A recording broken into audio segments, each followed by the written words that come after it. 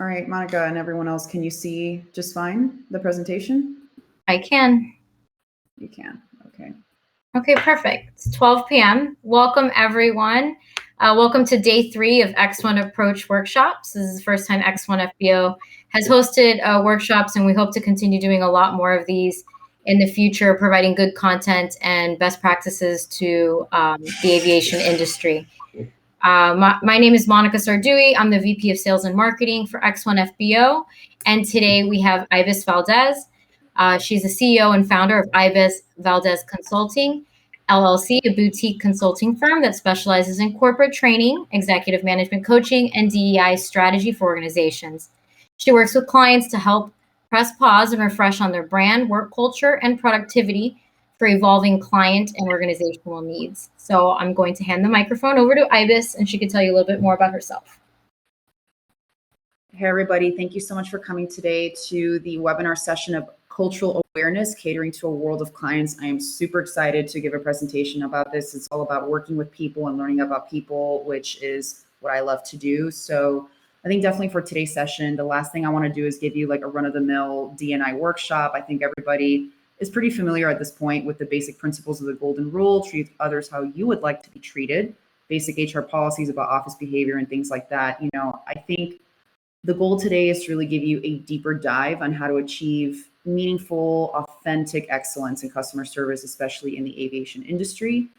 And I want to show you how excellence in customer service is supported by a strong base in diversity and inclusion. And the aviation industry is an amazing place to start because of all the destinations and people that all of you serve every single day. So how can you best capitalize on this advantage that is so within reach?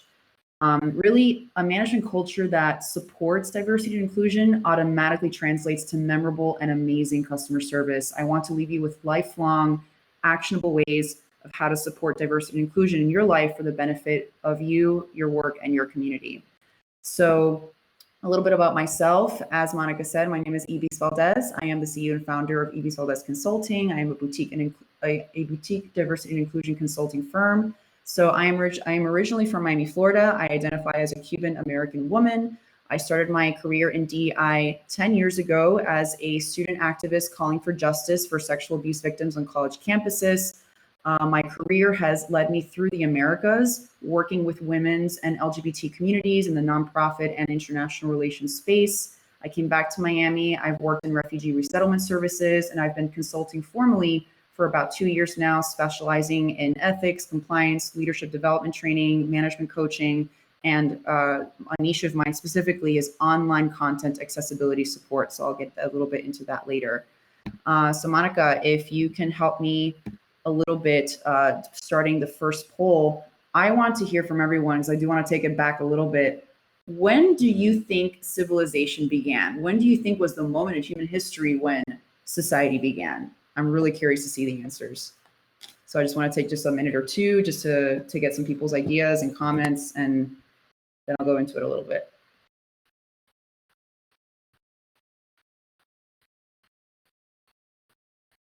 Just want to see here.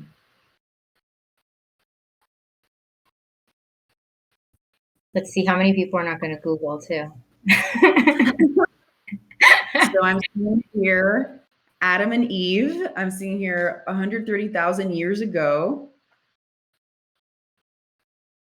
1500, is it BC or AD? Is what I'd like to know from Caroline. With the development of language, very grand answers here. I like this. When X1 was created.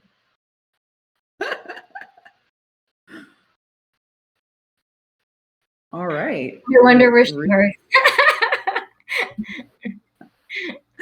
Basically, very recently is when civilization started.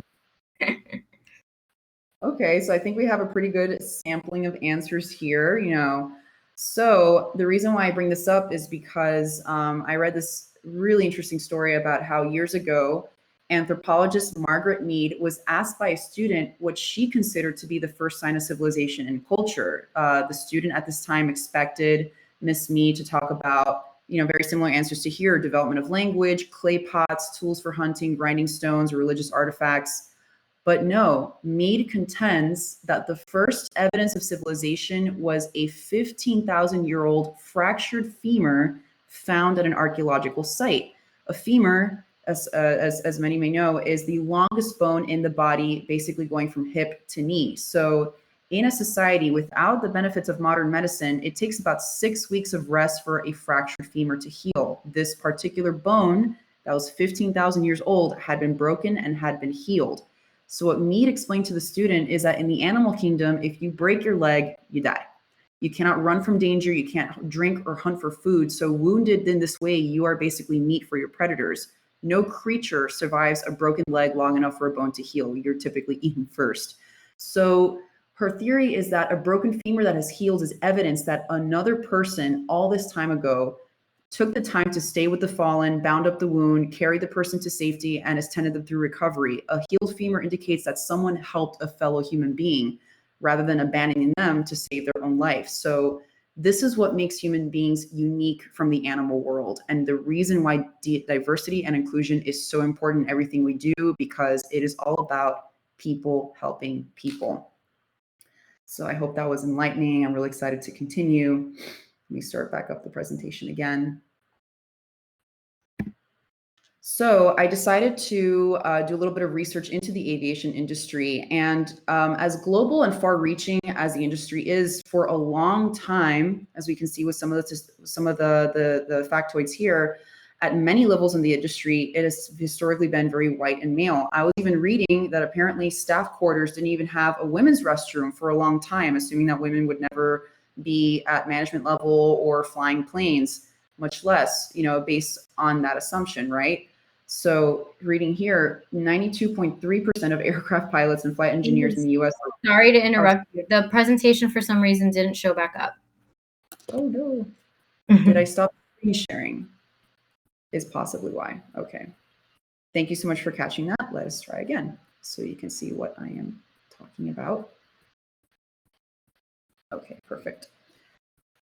So yeah, we're 92.3% of the aircraft pilots, engineers are white, 93% are male, less than 5% of CEOs and fewer than 13% of top executives are women in the global airline industry across vendors, across platforms. So what I mean to say with this is that at this moment, you are taking really important steps to increase awareness, learn information, and most importantly, bring best practices to your industry to help improve the experience for customers, vendors, staff, and management. Diversity and inclusion, I also like to say, is leadership development, and you are here taking the first big important step. So typically, I think when people think diversity, they think just different kinds of people. Here's a white person, a black person, a Hispanic person, but there's really very different kinds of diversity and factors that play into diversity. Some are visible on the outside, which a lot of us are familiar with, but others are just part of the way that people are born. And these distinctions are really important to understand so you know how to leverage different kinds of diversity to your organization's benefit. So firstly, internal diversity, these are characteristics that are related to a situation that a person is born into. These are things that people do not choose about themselves and are basically impossible for anyone to change. So some examples, for example, are race, ethnicity, age, national origin, sexual orientation, cultural identity. These are things that are internal. So in the context of diversity, external is used to describe things that are related to a person, but are not characteristics that someone was born into. These are things that can be heavily influenced by other people and their surroundings that are ultimately aspects that people can change. So internal cannot change, external can change. So what are some examples of external diversity? Personal interests, education, appearance, citizenship, religious beliefs. These are things that can change. Third on the list is organizational diversity. Some people call it functional diversity. It relates to the differences between people that are assigned by an organization. So basically, this is what distinguishes different kinds of employees from one to the other. So it's differences in pay, in title, whether you're union affiliated or not. That is organizational diversity. And then lastly, the fourth type of diversity is called worldview diversity. So even though there are a multitude of factors that come together to form our worldview, including our internal, external, and organizational, everyone has a worldview that they align with. So this is something that can also change with time. We can conceptualize the world differently. as we have new experiences and learn more about ourselves and each other. So, for example, different kinds of worldview diversities are political beliefs, what are your internal values, your moral compass, your outlook on life, even the way that you speak is considered worldview diversity.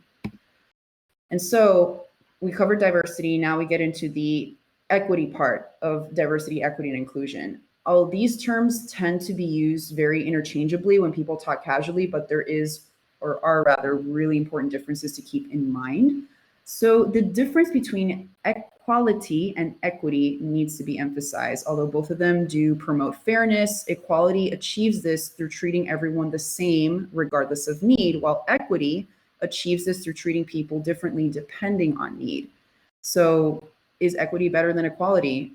To achieve equity, policies and procedures may result in an unequal distribution of resources to achieve certain effects. So, for example, let's take it to scholarships, right? Need-based financial aid reserves money specifically for low-income students. Although it is unequal, it is considered equitable because it is necessary to provide access to higher education for low-income students based on their particular need. Here are some examples of workplace equity: differences in salary, benefits, and rewards to employees per their work performance, per their expertise, per their specialty. So an example of workplace equality would be across the board, same salary, benefits, rewards to all employees, irrespective of the difference in their work performance or position. So ultimately, equitable policies and procedures are designed to accommodate differences in life circumstances, experiences, and goals, because the disparities that we see today are just way too complex to be addressed after the fact with just equal measures across the board.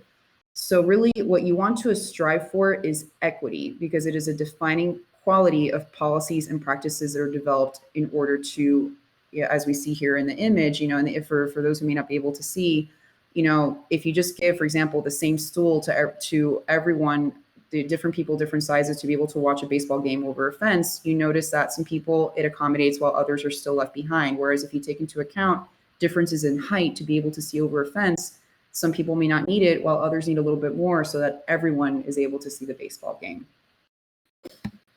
So ultimately, when you're able to leverage diversity, equity, and inclusion, that means engagement. So again, diversity is the what of all the personal characteristics of who we are and what we embody. Equity is the why, how we feel about fairness of career opportunities and treatment of customers. So basically treating everyone the same, again, is equality. Giving everyone what they need in order to succeed is equity. Inclusion is the how we create a workplace environment where the whole self is invited and risks are rewarded. So in an inclusive environment, differences in outlook, perspective, and background are seen as adding value. It's about people being valued because of their differences, not in spite of. And so when you're able to leverage all three effectively, engagement is the result of people feeling respected, heard, and valued. So when people feel welcomed and valued and heard that they're more likely to reach and surpass expectations, going above what is required, this is called engagement.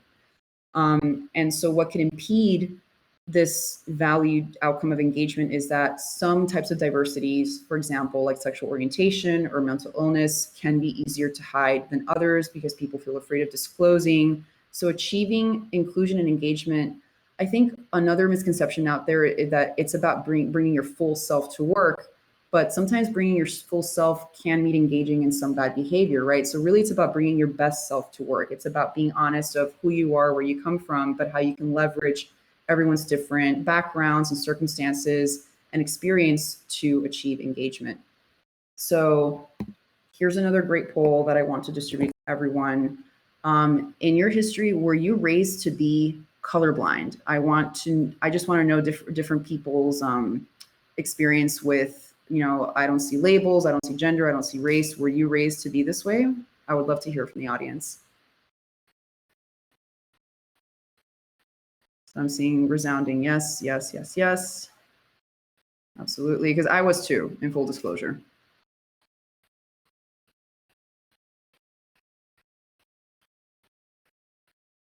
Yep.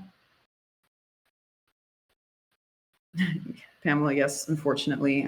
So the reason why I pose this question is because I'm going to get into why this is understandably a noble intention, but why it could be harmful when you're, applying this to your customer service principles. So I'm seeing, Caroline saying, no, Hispanic parents can be colorist.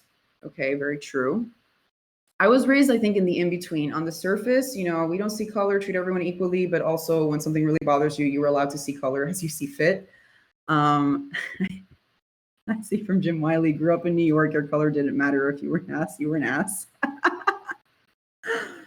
Wow, interesting. So what I'm seeing here, the majority are saying no, but some people are saying, on certain circumstances, the concepts of race, gender, and other identity labels were introduced to me. And so getting back here to the presentation, present again. Yeah, I just like to get just like different people's perspectives and where they're coming from. So, I think because very overtly discriminatory, racist, sexist, homophobic, whatever else policies lasted for so long, it's understandable to say that one is like colorblind, I don't see labels, in order to set yourself apart. You figure the opposite of a problem must be the solution, right? The problem is that by claiming that one does not see, I don't see race, I don't see gender, I don't see sexual orientation, etc., it has the opposite effect of distracting oneself from practices that, for example, reproduce a lot of neighborhood and school segregation.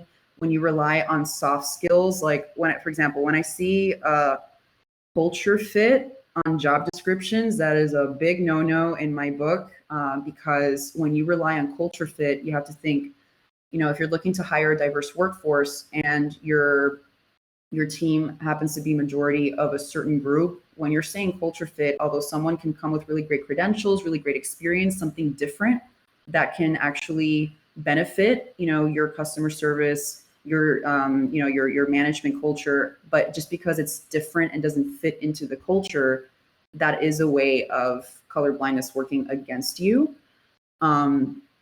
And what it does is that you end up, again, unwittingly, you don't always intend it, but it can hoard opportunities in ways that reserve jobs and opportunities for certain people over others because of things that are not necessarily bad or negative. Instances of very Can you tell us an example of culture fits? If you're hiring culture fit, is that hiring a Cuban in a Cuban neighborhood because you feel like that representation is you need that representation in the company? Right. So culture fit is something I've seen a lot actually in the Silicon Valley tech world, is that, for instance, there's been a big critique in that industry of a lot of tech companies being majority male, majority white, coming from elite universities. So for example, for those of you who are from South Florida here, if you were to have graduated from FIU or Miami-Dade College, you can be at a certain disadvantage, a culture disadvantage, for no good reason. If anything, we should be embracing those kinds of backgrounds because they help to add different perspectives to help strengthen certain sectors. But there were issues, for example, over at Uber. This was years ago. I think they've done a lot to rectify since then. But a lot of several Uber, different managers at different levels, they were totally comfortable, for example, hiring dancers to come and basically strip in the office, which would marginalize some of the women engineers, and it's just people that were not okay with that, because from a culture perspective, a lot of the guys were okay with it, but it really made the minority of people there certainly uncomfortable. So that's where you have to be really you have to look at it with a critical eye when you're looking for culture fit while claiming color blindness or not seeing labels. What are you, without meaning to do so, what are you reinforcing that is locking opportunities for different kinds of people? Does that answer the question? A bit. I'm just a little shocked about the dancers. Absolutely. I mean, it's uncomfortable and super inappropriate, but at a major company that many of us rely on to get around or to get our food, like Uber, those were things that were happening, that people figured, well, the culture here is a certain way, most people are going to be okay with it, so let's go ahead and do it. And then there was a big scandal, and women engineers were coming out saying, this is why I left Uber, because I felt really uncomfortable with certain things that would go down where I didn't fit into the culture. So you see what I mean? Like these are things that you have to be really critical about. Like what am I unintentionally reinforcing at the expense of not being able to really capitalize on different kinds of people and experiences to help give perspective on how to evolve our products and services over time. And just to keep in mind that like very overt things like that, like overt instances of like someone using the N-word, physical altercations, violence, it doesn't just go from 0 to 60. Physical violence, hate speech, hate crimes, they in spite of today's laws, they do start on a foundation of what's called microaggressions. I will go a little bit more into that with some examples later, but just to introduce the topic, when people hear microaggressions, I think the immediate association is like, oh, that means like small, it means minimize, like not a big deal, right? But that kind of language comes from the world of like sociology and economics. Like for example, macroeconomics, microeconomics. Macroeconomics is global economic systems or national economic systems, whereas micro is, for example, like your family budget and how what money you have to pay for like living expenses and things like that. Just because it's micro doesn't mean it's any less important, right? Like if you can't pay your mortgage or your rent, that's a big deal, even though it's just on an individual level. So that's the same idea with microaggressions, is that microaggressions are typically done one-on-one between like two people or a small group. These are verbal or nonverbal instances that set someone apart or dismisses someone from being different from a majority group. So later on, I will show you some examples that I'm sure many of us have come across in real life. And so next, Monica, I'd like to see if we can do this. Now that we've kind of gone through the foundational, definitions of like what is diversity and equity and inclusion, is it possible for us to do breakout rooms to explore these 4 questions, maybe for like 5 to 10 minutes?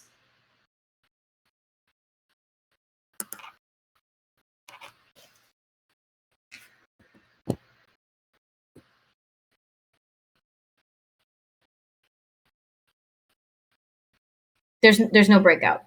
Oh, no, there's no breakout. Okay, so let's just do this. In the chat, I would like to hear, whatever of these 4 questions, now that we've gone through these concepts, I would just love to hear from people at this point, compared to what you knew before and what you know now, what does it mean to you? Why does it matter? And what would indicate to you that you're doing a good job of that, a good job at it? Like, do you work best when you get feedback? Do you work best with training, for like with informational trainings like this? I would definitely love to hear from the audience what you think now. Let me see.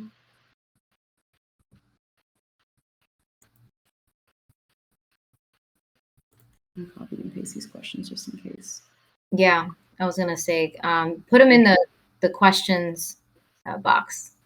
Oh, okay, perfect. If it lets you. If not, then we'll put it through the chat. Probably the chat better, actually.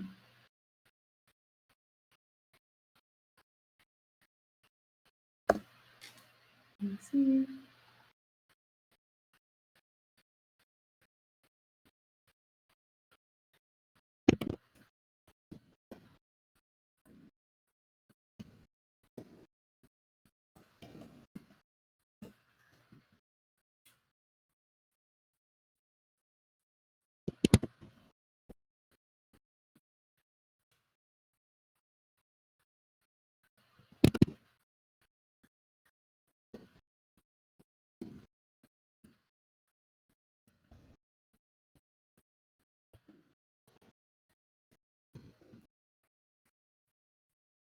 So for everyone's information, I just put the 4 questions that I had on the slide just here in the chat box. I would just love to hear some initial reactions, having gone through the presentation up to this point.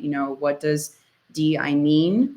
And what does it mean to you personally? Why does it matter to you? And how do you know if you're doing a good job? See, I have an answer here in the questions in the question section. Strive to make sure no one feels excluded, anything from being heard in meetings to language sensitivity when working with people whose first language is not English. That's a really good contribution. Thank you so much for mentioning that.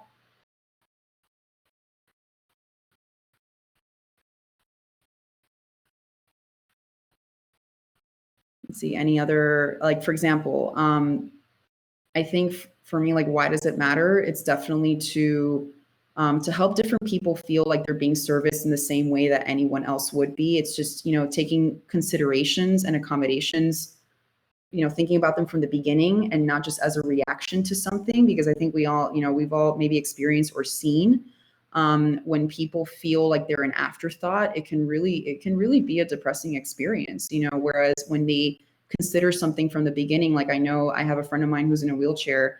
And for me, there's so many like restaurants and places that I really like where I've tried to take her, and turns out that they're not accessible places. And so when we've tried to get accessible tables or simply ask for simple accommodations, you can tell the team has just never considered a situation like that before. And so how could the experience have been different if they had considered from the beginning, oh, what if we have someone who is physically impaired, for instance? How can they navigate our business, our property? All right, so let's move on. But I really like that one about feeling heard in meetings, language sensitivity, especially in South Florida, working with people whose first language is not English. It is super important.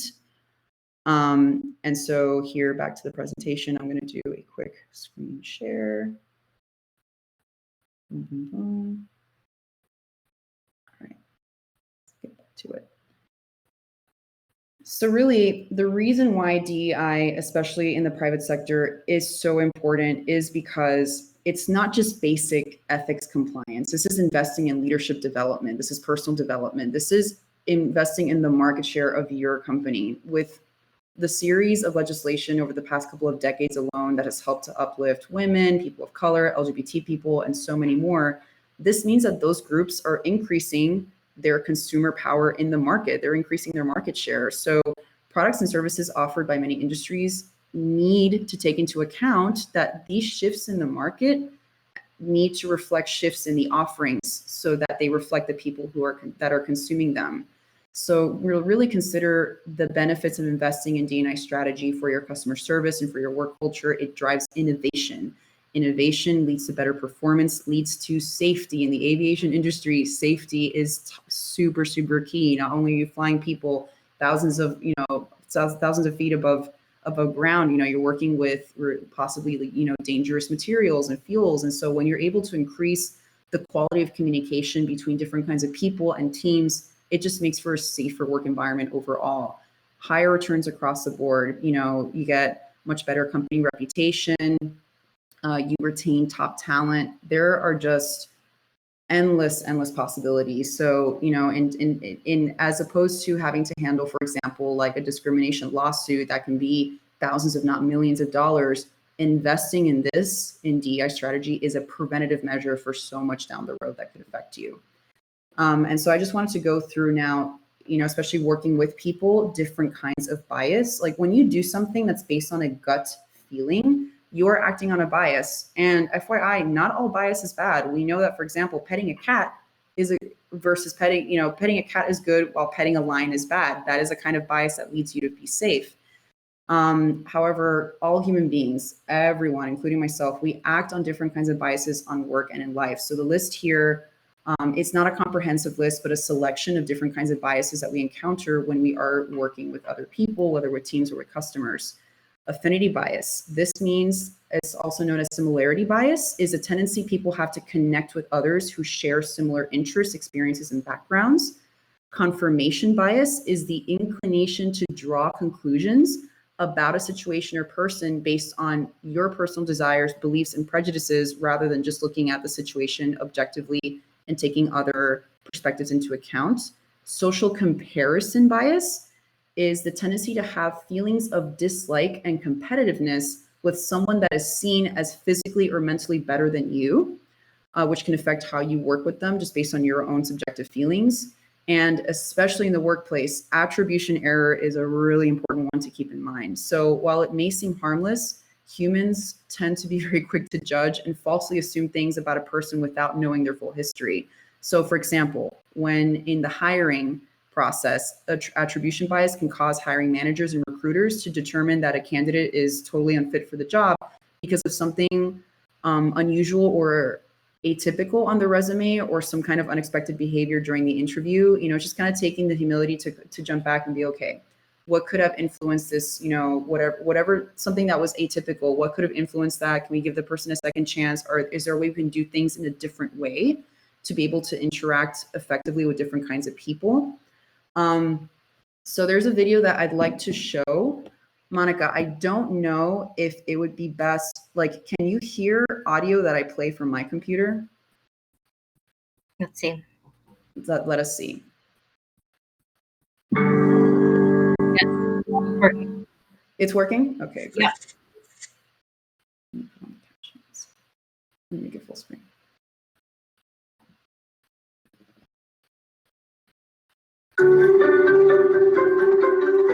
This is me, David.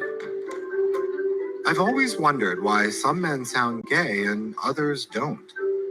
Calliope, do you want some water? Do you want a nut? Now this is where you get me. Take, for example, my pals Chris and Matt. We need a red cabbage, and 2 strawberries. My name is Chris. I'm a produce buyer and also do some restaurant consulting. As one friend put it, my voice is all treble, no bass, I guess, unless I'm upset. But generally, I think kind of soft, often dies at 3 feet, that sort of thing. I would say I'm mistaken for a woman on the phone 98% of the time. Right? Hi. My name is Matthew Bernardo. 5. I'm a senior vice president for business enterprise. Ready? Go. Hi. There you go. The Bernardos are a brand. They all sort of talk the same way. This sort of style of humor is the same. We talk with our hands a lot. The whole family was sports. I played baseball, I played golf. We played wiffle ball in the backyard all the time. Yeah, come on. Let's do the arm. To me, Chris sounds gay and Matt sounds straight. So what makes a voice sound one way or another? Think about the language learning environment of the infant and the toddler and the preschool child and the elementary school age child. Every one of us is presented with lots and lots of models of what language should sound like. So we hear men, we hear women, we hear kids our own age, we hear adults, we hear older adults. And in all of these interactions, we have different opportunities to emulate different aspects of those people's speech. I grew up largely around lots of women. Most of my life, I lived on an ashram. It was maybe 4/5 more women to men ratio, essentially. Definitely male-dominated family, 4 brothers and 1 sister. I pretty much was formed like every one of my other brothers. I did everything that they did. In some ways, very unfair roles. Like after Thanksgiving dinner, the boys went back up to watch football, and all the women were left to clean up. It matters who you model your speech after because, as it turns out, men and women on average make subtle differences in speech sounds. Dedicated to the proposition that, okay, this is micro variations are tiny differences in pronunciation, like the difference between s and s. 2 different versions of exactly the same sound, but different people pronounce them different ways. Women tend to make their S's with the tongue in a slightly forward position compared to men. And acoustically, that means that it sounds higher.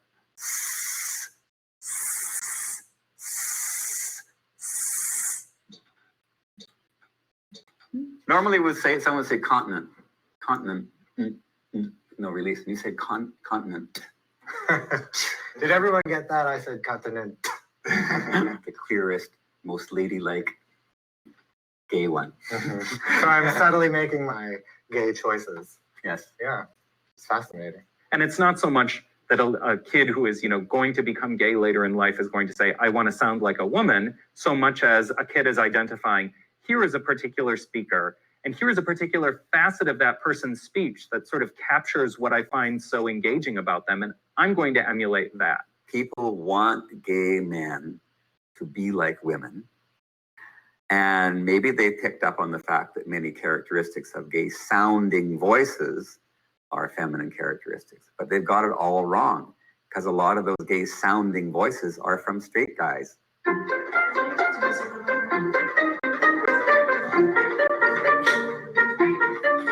I would call him a ladies' man. I would. He is pretty much everything that every woman that I've ever known talks about wanting in a man. Great partner, great fun, happy. Like he's like a happy, nice guy all the time. I knew I was gay when I was like 11. It didn't manifest itself through the voice, but still the fact was inside that I liked guys. People say that I sound straight. I don't think it's really particularly like something to be extremely proud of. Oh, you don't want it in your hand? Do I think I have a gay voice? I guess yes. It's interesting. The more natural I feel and the more enthusiastic I feel, the less typically masculine it comes out, I've observed, but it never bothered me. The big problem I have is when people assume I'm not. And then I'm anxious to say, are they going to say something stupid? Do I have to get up? Do I ignore it? Do I confront them? What do I do? In the end, if someone thinks I'm gay, they're wrong. And there's nothing wrong with that.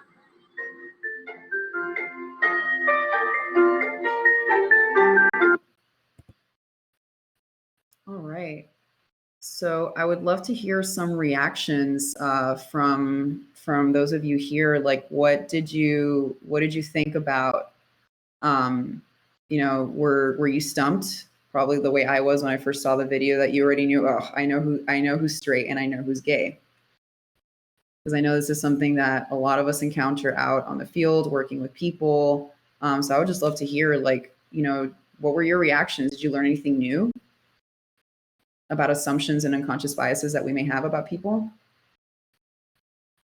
Caroline says, shocked. Love this. Very appropriate for Pride Month. I agree.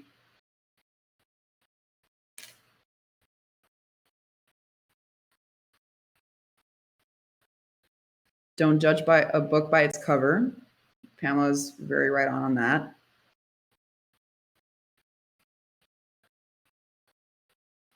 Let's see, anyone else? Also, did everyone have a good? Was everyone able to access the video just fine? It seems so. So I'm glad. Yes, Joanne says it's interesting. It's about who you're raised by and who's around you and influencing you as to who you emulate. Barbara says, I realize that I can so easily make assumptions that can often be wrong. Never assume anything, especially with pregnancy, says Victor. Jennifer says, there's so much more to a person than your interpretation of their appearance. Absolutely. I think this is perfectly what I wanted everyone to come away with, that, like, even for someone like myself, I think, well, I do this for a living. I'm so aware. I'm so, but all of us can still fall victim to certain stereotypes and assumptions that we can make about each other. So, if there's anything to take away from unconscious bias, it's definitely this, that there is a lot more to a person. There are people who defy stereotypes all the time. And even if you have having the gut instinct, that happens without your permission. Like, it just does. But what we do have control over is what we do with that gut. Do we always have to act on it? Or can we ask ourselves certain questions first? Like, is it even true to begin with? And simply treat the person with respect and dignity as they deserve. So here, as I said, getting into microaggressions, right? This is a 2-minute video that I want to show of very common microaggressions. And afterwards, I would also like to hear, have you experienced these or similar ones? And what has been your reaction or experience with them? So I'm going to share my screen again. All right, let's here.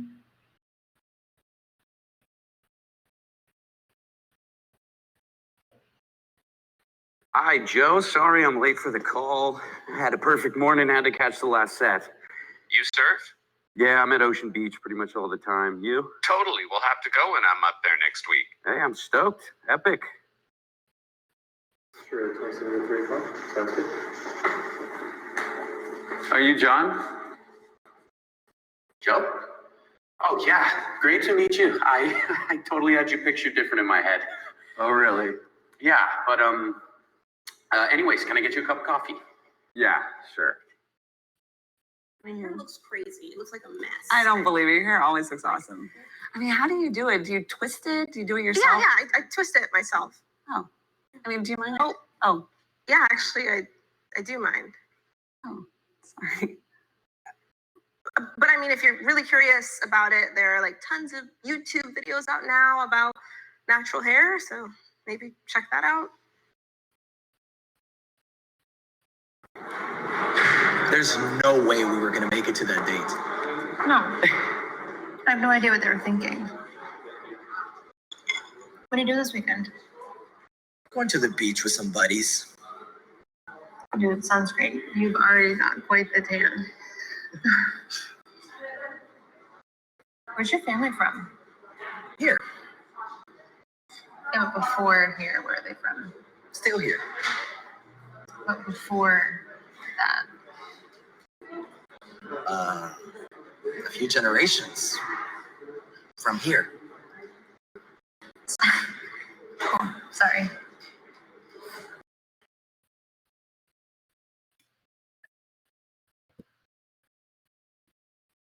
Let me see. So here, I would just love to hear from people, Victor, how to ruin a friendship in one easy step. What has been your experiences with some of these microaggressions? I know the ones that I've seen just with my own two eyes are definitely like, oh, you look totally different to what I imagined over the phone. For instance, a really good friend of mine, his name is Micah. He is Nigerian British. And so several years ago, he was in the process for interviewing for a job, I believe somewhere in West Palm Beach. I'm not too sure, but it was in Florida. And so over the phone, just because of his British accent, I guess the hiring manager assumed that he was talking to a white British man, right? And so this is pre-Zoom, so it was all just pure phone call, audio only. And so my friend Micah then had come stateside to come interview physically for the position. And as the manager walked by him, not knowing who he was, he handed my friend Micah like a piece of trash to throw away. And Micah looked at the manager confused and went, excuse me, sir, I'm here for the interview. I'm Micah. And the manager was just like, he was mortified, but also very confused, and audibly told him, oh, you look a lot different than who I thought I was talking to over the phone. Obviously, making the not so subtle comment about his race. I think the other one that also I have a visceral reaction to is like when you're asked like, where are you from? No, but where are you really from? It's implying that someone's nationality is not legitimate, or that they have to qualify themselves a certain way.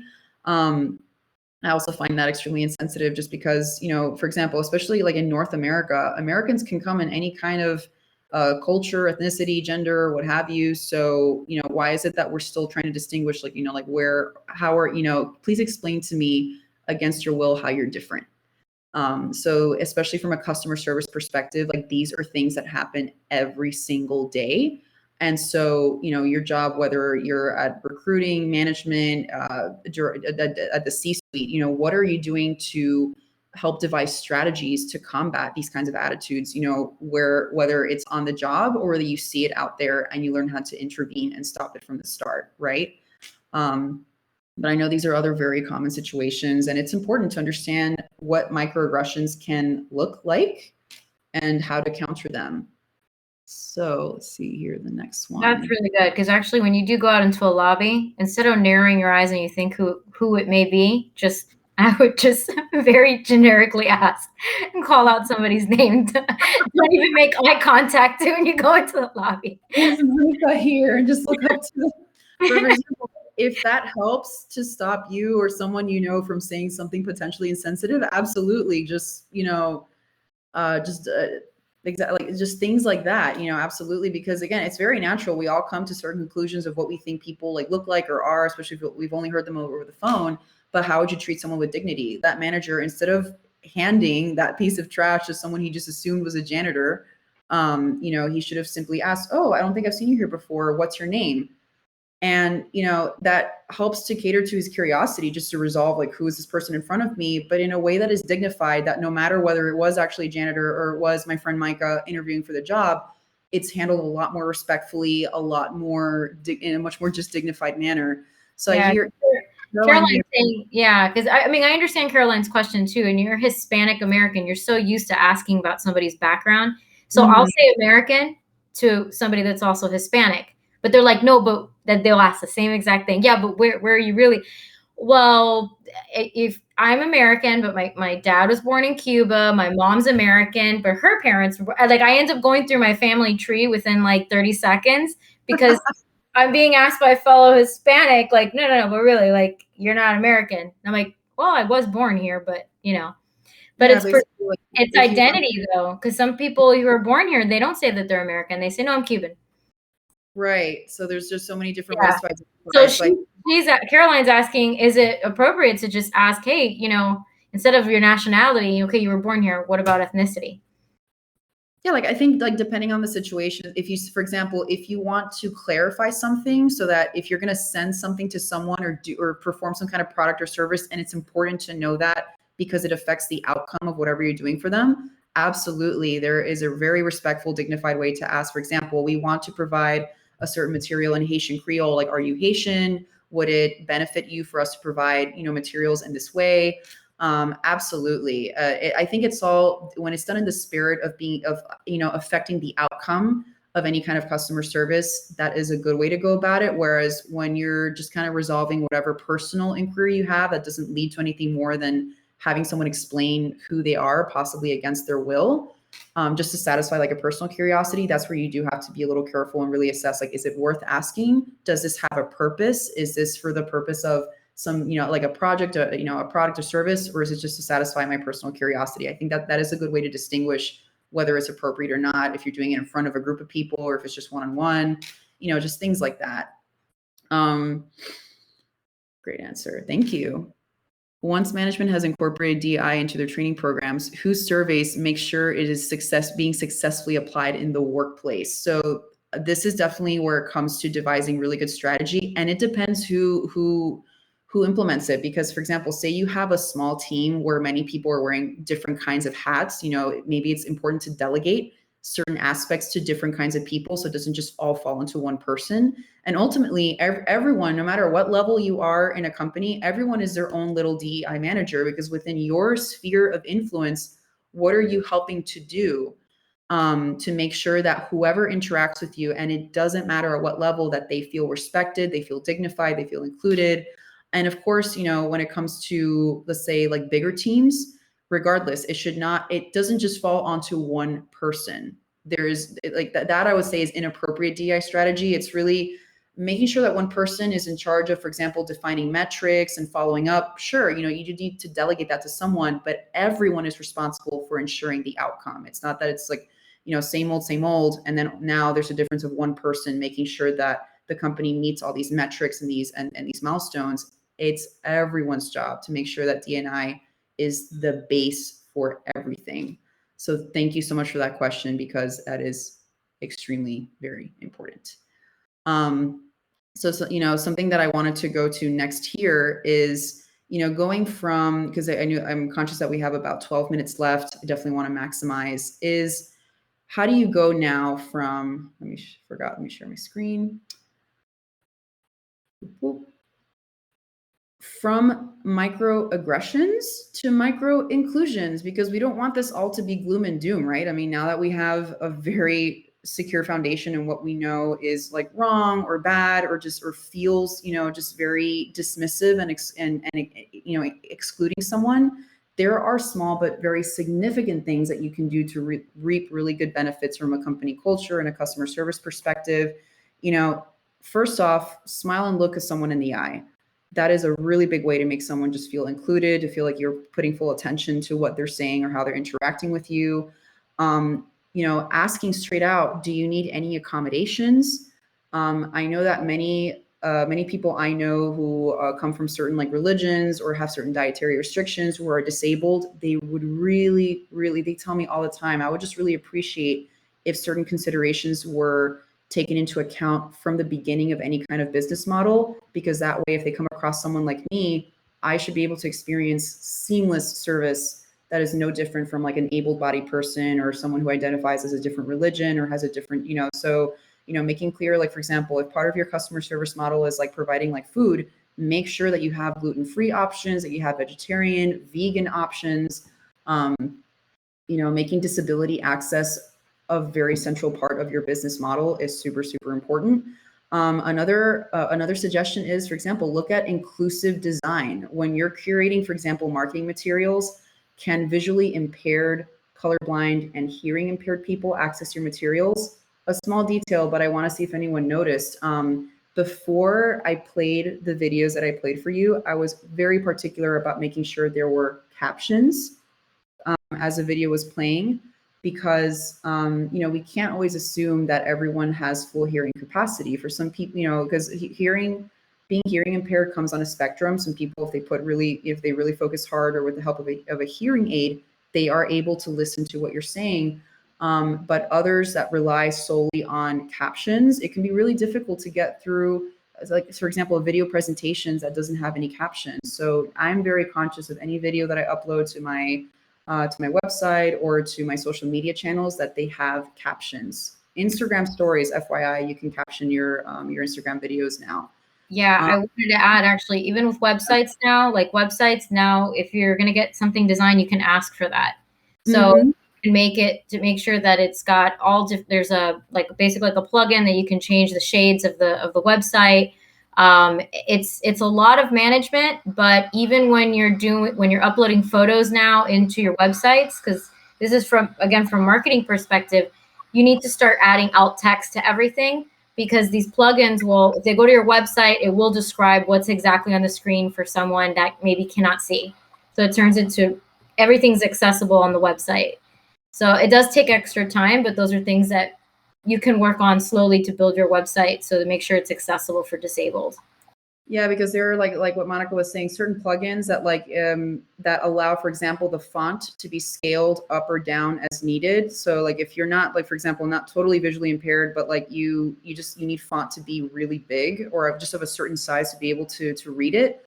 There's different ways that you can retrofit like your websites to be able to do that. Like, another thing I tell people from just this perspective, imagine your content that you can't see it, you interact it by it being narrated to you. If your website or social media was narrated to you, would it make sense?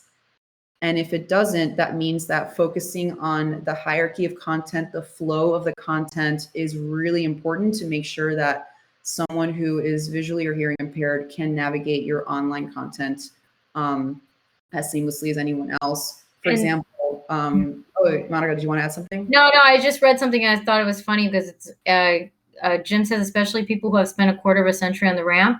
So he says that his hearing has been damaged. So therefore, when it's tied into the aviation industry, maybe we should be a little bit more cognitive of what we're putting out marketing wise for those hearing impaired and our industry and our target market.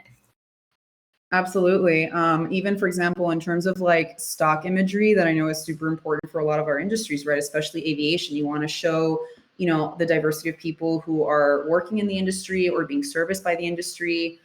Something that I like to recommend, for example, is when you're looking for stock photos, try to look for stock imagery that is not necessarily showing someone's face, but kind of like cut off at the neck or over the shoulder, because that allows the imagination a wider spectrum of interpretation as to who could be in that photo. It's something that I learned from a marketing manager that I used to work for, and it just like blew my mind, because absolutely, when you're just looking at someone's hands or like general like body shots or over the shoulder, it's incredible how your imagination puts in whoever you want it to. So that could be a really big point of recognition and representation for certain kinds of people who don't usually see themselves, to be able to like imagine themselves in that situation, consuming your product or being serviced. Or also just celebrating different kinds of body types. Unfortunately, a lot of stock imagery tends to be very white leaning, very homogenous. Include people, for example, like just different kinds of body types. Include LGBT families and couples just openly, enjoying their experience being serviced. Widen the imagination of who wants to be serviced or experience your products, because that, it simply manifests just more business for you if you make that initial effort to include people just from a marketing perspective. It can be very powerful to feel represented. Absolutely. And so then I just wanted to go into some other more specific tips here that I would love for everyone to be able to take away. So for instance, like I said, online inclusion, some additional tips: organize initiatives around social themes. For example, last night when I was researching just people who broke barriers in the aviation industry. There was a lady, I believe, I forget her name now, but however, she was the first commercial airline pilot who was a woman. And throughout the 50s and the 60s, she started, I think, just working at a bank, and she was just so interested in learning how to fly planes that actually a male pilot insisted, oh, you should try taking flying classes. And turns out that she was the first woman, daughter of Irish immigrants, so first generation American, to have broken that barrier. So a really great way, for example, on your social media platforms, email lists, wherever you are, online or in print, Women's History Month, dedicate a mailer to her, some time talking about, how her example has broken barriers and how it influences your work model now and how inclusive you are of women. Like I said, someone else had mentioned Pride Month, kind of showing if anyone wants to self-report as LGBT, hey, we have LGBT crew members or team members, these are special benefits that we offer, besides just, washing everything in rainbow flags and things like that. Really communicate to the public, to your vendors, to your partners, what are you actually doing for these communities to improve their quality of life? Another tip, make sure images have descriptions and that videos have captions. Survey, survey, survey. I love data because data is information and information is power. If you routinely survey teams, staff, clients, vendors, how would you feel better represented? What are accommodations that what are offerings and accommodations we could offer that we're currently not? Whether on an annual basis or a quarterly basis, tying an incentive to it. If you take the survey, you get a $25 gift card or what have you. That's a really great way to get community input on how to not just improve, but evolve your offerings for an evolving market. Feature diverse customer and staff experiences. Reviews are where it's at. So if you can, if people want to self-disclose, I identify as this and I've had a great experience with this product and service, beyond stock imagery, now you're moving into actual customer experience. This is very, very powerful. Narrative is something that is very compelling to human nature. Narrative compels us to want to seek out similar experiences. So just, no need to reinvent the wheel. Just look from who you're serving and who's providing the service and highlight their stories, because that could be very, very powerful. In terms of customer service inclusion tips, what I highly recommend, of course, aviation being a worldwide industry, hire a multilingual staff to serve global customers. I know English is the dominant language, but it's always a great, great strength to be able to serve anyone around the world seamlessly, including sign language.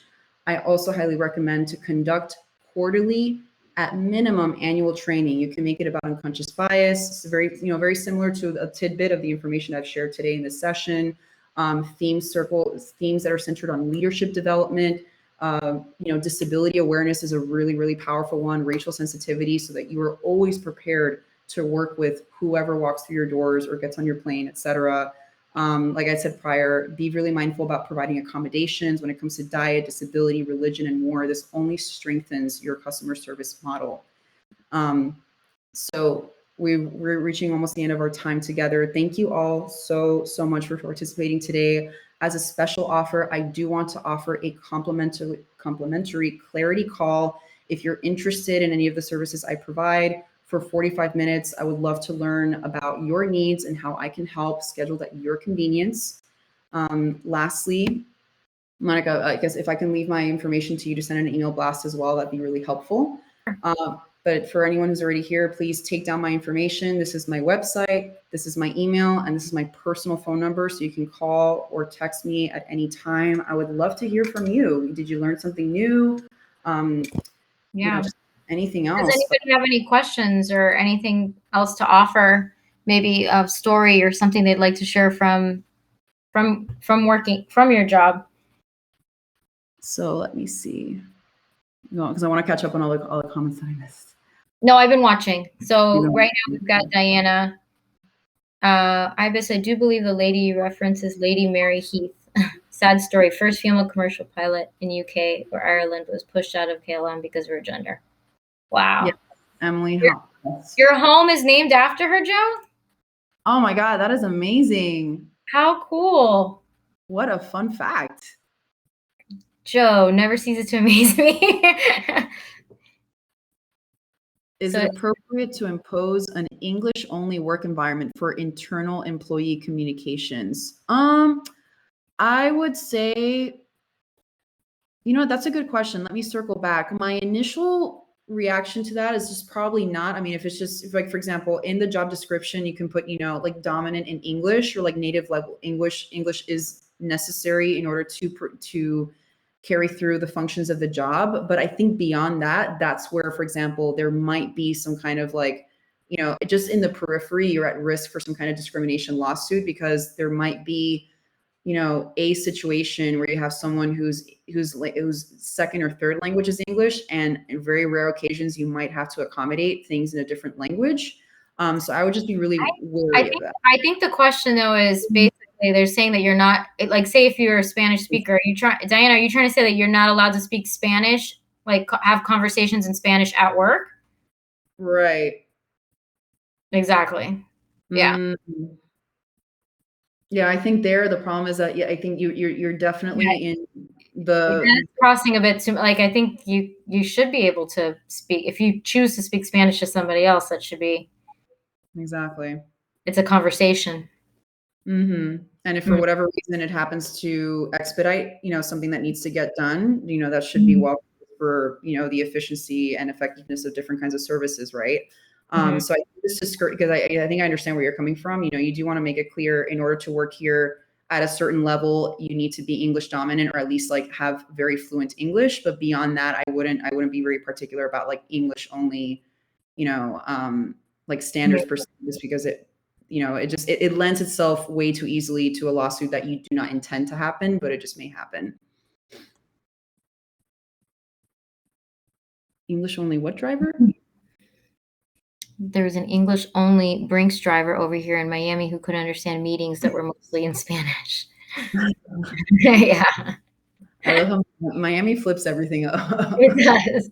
I was going to say that rule, Diana, would not fly at X-1 because our developers all speak Spanish. So for example, in that case, if they want to speak mostly Spanish, like that's fine. However, you do need to provide alternate communications in whatever other language so that everyone is on the same page, right? Oh no, X1 rocks. Excellent. So with that, I just want to leave my information in the chat. Our team led a majority of staff with Spanish. They had meetings in Spanish and someone translated. Oh my gosh, for me. Orlando. When I worked as a CSR and an FBO, I was getting a GV ready to depart. The crew was 2 men and women, I assume.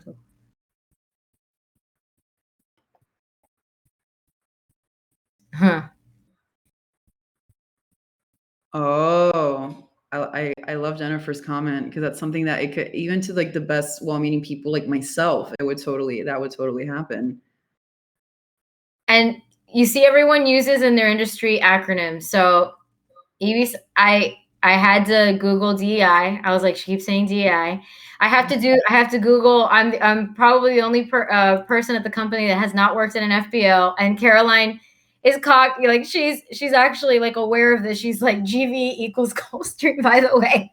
So the acronyms that everybody uses in the industry. Yeah, that's why I was really particular about not just assuming, oh, people are going to know what DI means. Not at all. Even for me, for the longest time, I'm like, what is that alphabet soup? Like, what does it mean? Mm-hmm. Every single industry has their alphabet soup, and it's really frustrating. So it's just, in an abundance of caution, like the way that I devise my materials, I always assume that that this is the first time anyone's ever hearing about it. So it kind of helps to keep in mind, how would you spell certain things out, explain what it means. That's why I was really particular about what is diversity, equity, equality, inclusion, so that you understand how to differentiate between the different things and what it means when it's all together.